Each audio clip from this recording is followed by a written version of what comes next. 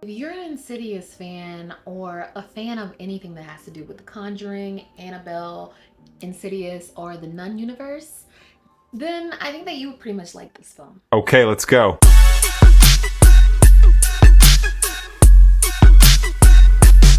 Hey film lovers, and welcome back. It is Movie Monday and my name is Carly and I freaking love films. So today we're going to be talking about Insidious the Red Door, which is the 5th Insidious installment. And that's kind of crazy because I'm thinking about the first time that I watched Insidious and I was scared as hell.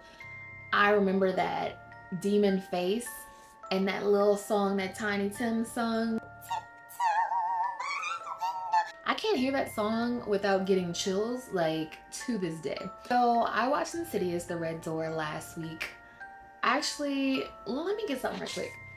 I also received this cute, well not cute, but like little scary poster from the film. Absolutely love the AMC off of Haters Boulevard. The best AMC thus far. I took film pictures over there as well.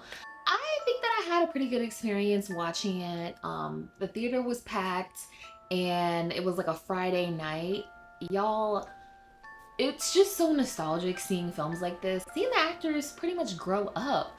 So whenever we were first introduced to Dalton and his whole family in Insidious 1, he fell down in the attic, hit his head, and was unconscious. And then he ends up getting stuck in the astral plane world. So he's kind of like in the in-between, and his dad, Patrick Wilson, ends up saving him pretty much every single time this happens. And then later we find out that Patrick Wilson also was stuck in this in-between whenever he was young. So in this edition of the film, in this film, Josh Lambert, who is the father of Dalton, heads out to drop his son off to college. However, Dalton's college dream soon becomes a living nightmare when the repressed demons of his past suddenly return to haunt them both. Y'all, I didn't know much about this because I had heard about the film like a year ago whenever it was in production, and I was kind of like, okay, I may watch it, I may not. I've forgotten so much about the Conjuring films and all of these other films that are in the same franchise, but James Wan did an amazing job pretty much getting the ball rolling on this. So I was like, you know what, I might as well watch it. And then I saw that Patrick Wilson was actually not only going to be starring in it but directing it as well. So I was like, okay, this is interesting. So Josh Lambert, Patrick Wilson, and then Dalton are pretty much on bad terms. Josh and his wife are divorced at this point. Dalton's going off to college and his grandma has just passed away. And what we're seeing is, and his grandma has just passed away. He meets up with someone who ends up being his roommate. This girl is so funny. So let me give a shout out to this sister. Chris was so funny, y'all. Like, this woman, she kind of carried the film and she got Dalton into shape and was like, hey, what's going on? Whatever is going on, you need to figure this out now. She did a phenomenal job. I thought that at first she was kind of like annoying, and she was truly helping him and also progressing the story by telling him like, hey, whatever's going on, you need to actually face that and not try to hide from it. And that's exactly what he did, and I think that she really helped him. I just want to give a shout out to her, and her name is Sinclair Daniel, and she plays Chris, Dalton's roommate. Those are pretty much the main characters. And I mean, we have the demon, which his name is apparently called Lipstick Face Demon. I don't know why, but anyway, we have him, and at the very end, I'm not going to tell you, but someone ends up coming back into play. Personally, I think that the direction was okay. I know that Patrick Wilson has obviously been in all these franchises as an actor, but this time him directing it did feel pretty different, and the story is also quite different compared to the other Insidious films. This one isn't much so horror as it is kind of like a father and son reconciling things, and also reconciling a lot with the father's past.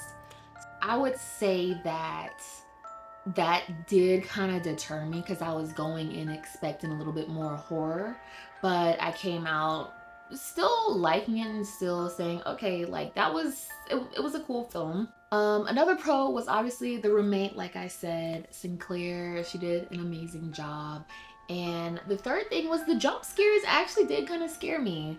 The little jump scares that they did have in it, they did a phenomenal job, especially in the settings that they had, which was the in between, the dorm room, and Patrick Wilson's mom's home. Those three scenes were like the best scenes. So as far as cons, I will say that I could have used a little bit more horror elements to it.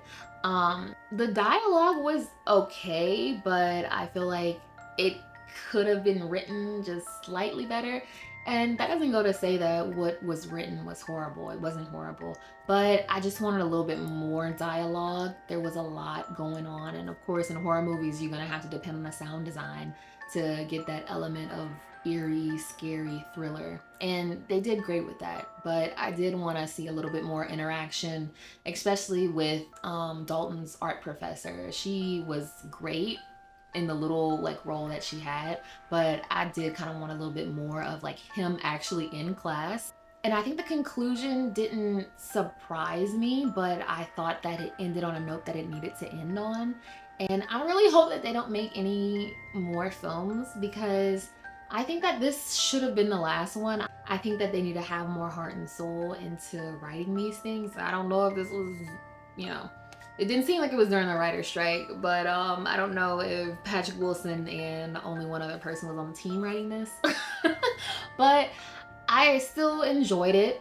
Would I give it a rewatch or is it a one and done? I think it's a one and done. I wouldn't really rewatch it, but I do encourage y'all to watch it and form your own opinion about it. Yeah, so that's all for Insidious, The Red Door. Make sure to comment below and let me know your favorite parts of it, if you're gonna watch it at all, or if you want to recommend any other films that I should watch. Bye, film lovers. I hope that y'all have a great day and make sure to like and subscribe to my YouTube channel.